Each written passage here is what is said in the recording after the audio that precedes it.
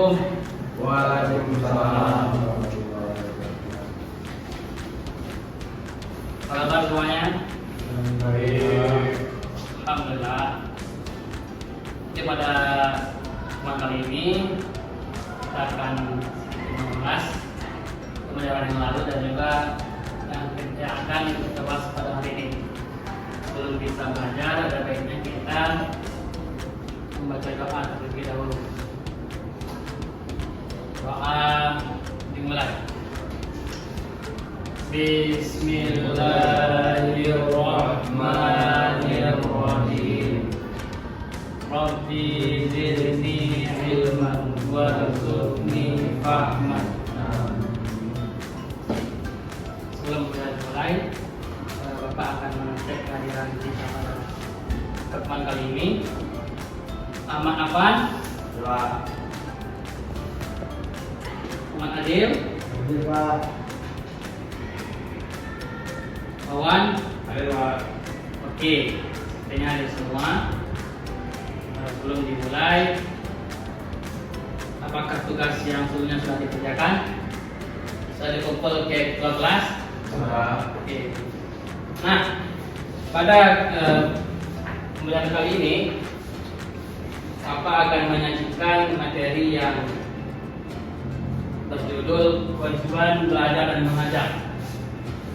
Nah, jadi dalam kitab agama Islam tentu ada kewajiban kita untuk belajar dan juga mengajar.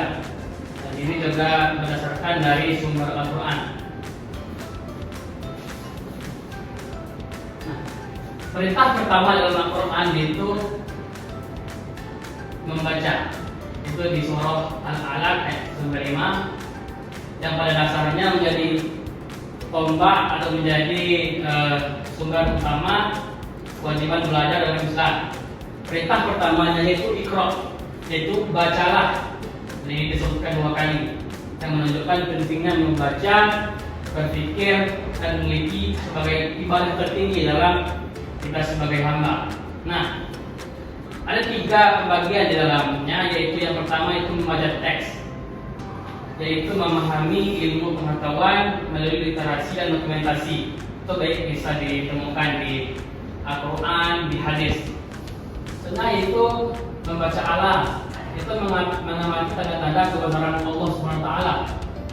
Bisa diamati dengan indahnya ciptaan Tuhan, gunung, danau, dan sebagainya. Dan yang ketiga yaitu niat ikhlas. Karena setiap belajar harus dilandasi niat karena Allah, bukan karena kepentingan duniawi. Nah, setelah kita mengetahui perintah pertama dalam Al-Quran itu membaca, jadi kita akan mengulas sedikit tentang kehidupan orang berilmu di dalam Al-Quran.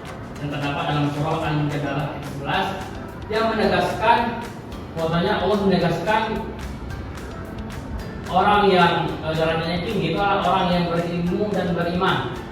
Dan ilmu dan iman itu tidak dapat dipisahkan keduanya, dan itu membentuk kemuliaan manusia di sisi Allah. Nah, ada 2 perspektif di sini yang tidak bisa dipisahkan. Yang pertama yaitu ilmu tanpa iman, maka seorang akan tersesat dalam kesombongan intelektual dan kehilangan arah spiritualnya. Dan yang kedua yaitu iman tanpa ilmu, maka seorang manusia itu menjadi sulit memahami ajaran agama secara mendalam. Karena tanpa adanya ilmu pengetahuan, maka kita akan menjadi orang yang terjerumus dalam hal-hal yang sifatnya takhayul gitu. Nah, selanjutnya yaitu belajar itu adalah kewajiban kita sebagai setiap muslim. Terdapat dalam hadis Nabi yang intinya yaitu menuntut ilmu adalah kewajiban bagi setiap muslim, baik lelaki maupun perempuan. Nah, kewajiban di sini adalah kewajiban yang universal, tanpa membedakan gender, jenis kelamin, usia, atau status sosial. Jadi kewajiban ini adalah kewajiban yang egaliter. Dan belajar adalah bentuk ibadah yang bernilai spiritual yang tinggi. Nah, belajar di sini atau menuntut ilmu itu adalah fardu ain. Dan artinya setiap muslim itu wajib mempelajari dan belajar, baik itu akidah, ibadah, dan akhlak dasar. Seterusnya ilmu yang bisa juga tergolong pada fardu kifayah adalah ilmu yang dipelajari oleh sebagian muslim lainnya. Contohnya itulah kedokteran, kepolisian, teknologi. Jadi presiden itu ilmu yang hanya sebagian orang yang bisa mempelajarinya. Tidak semua orang dapat untuk mempelajari ilmu ini. Selanjutnya secara gender. Nah, di dalam Islam perempuan itu memiliki hak dan kewajiban belajar yang sama dengan laki-laki. Jadi tidak ada perbedaan antara menuntut ilmu bagi laki-laki maupun perempuan, dan belajar itu dilakukan sepanjang hayat. Karena proses belajar mengajar tidak berhenti dari buayan sampai kita nanti di liang lahat. Nah, dan juga dalam Quran surah Fatir ayat 28, yaitu ilmu yang mengantarkan kepada ketakwaan.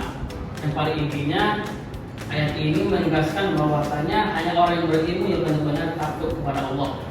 Karena ilmu sejati itu melahirkan kecerdasan, moral, akhlak mulia dan tanggung jawab spiritual, bukan hanya sekedar pengetahuan yang kosong.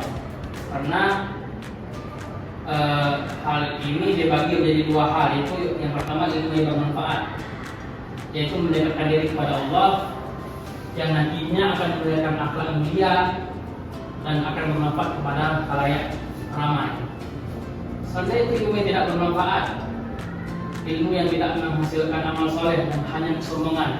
Artinya jika orang telah menemukan ilmu yang tinggi, harusnya yang lahir itu adalah ketakwaan, tidak kesombongan. Maka penting diingat bahwasanya kita harus menjadi makhluk yang mendekatkan diri kepada Allah, mencari ilmu yang tinggi, tetapi juga bisa berbaur kepada masyarakat yang di bawah.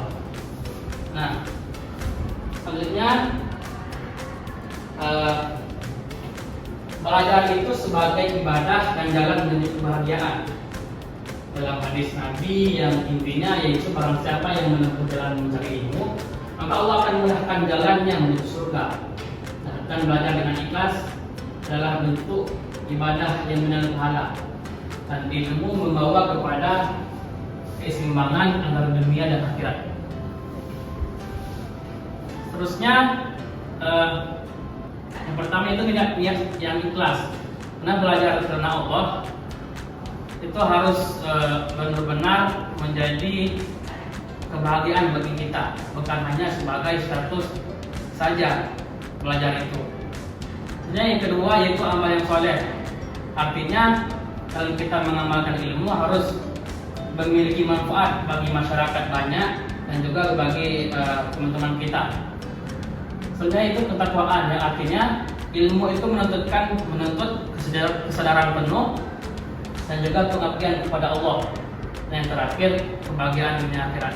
Karena ilmu itu akan membawa kita kepada kesejahteraan dunia dan ridha Allah di akhirat.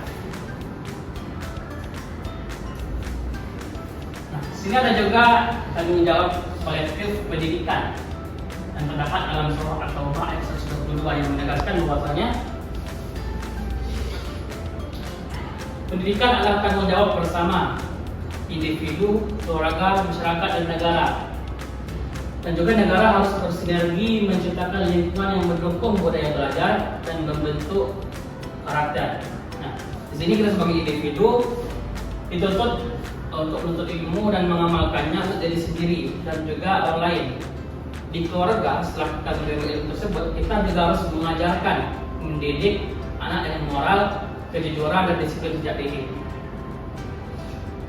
Di masyarakat, setelah kita menerima ilmu tersebut, kita bisa mentransfer ilmu itu kepada masyarakat dan mendukung perkembangan ilmu pengetahuan di masyarakat. Di negara,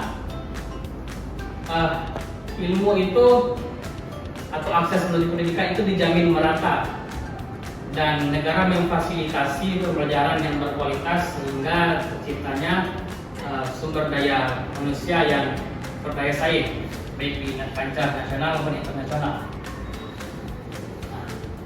dari hal yang kita jelaskan tadi dapat disimpulkan bahwasanya Al-Quran itu menempatkan pendidikan sebagai fondasi utama dalam kemajuan umat. Karena belajar adalah kewajiban universal bentuk ibadah dan investasi kita baik dunia dan akhirat. Nah, dari penjelasan di sini, apakah ada yang belum paham? Ada yang ingin ditanyakan? Nah, insyaallah ya, sobat kita semua sudah paham bahwasanya betapa pentingnya pendidikan, terutama ilmu, karena perintah wahyu pertama saja sudah memerintahkan kita untuk membaca. Membaca bukan hanya sekedar membaca literal saja, tapi memahami makna yang sebenarnya. Nah, di sini Bapak mengingatkan kepada kita semuanya, dimanapun kita mendapatkan ilmu itu harus digunakan dengan rasa tanggung jawab, gitu ya. Karena ilmu yang kita dapatkan itu saja bermanfaat, tetapi juga bisa melukai diri sendiri maupun orang lain. Artinya bahwasanya ilmu itu harus digunakan untuk kemajuan umat, bukan malah untuk membodohi umat. Nah, mungkin hanya itu pada kesempatan kali ini. Untuk pertemuan selanjutnya, tadi Bapak sudah titipkan pada kelas kita mengajarkan LKS halaman 12. Tadi ada yang ganda, silakan dikerjakan. Baik, Bapak kira kita semua sudah paham intisari dari kewajiban belajar dan mengajar. Mungkin hanya itu yang bisa Bapak sampaikan pada pertemuan kali ini. Semoga bisa berguna bagi kita. Amin ya rabbal alamin. Tutup dengan hamdalah. Alhamdulillah. Wassalamualaikum warahmatullahi wabarakatuh.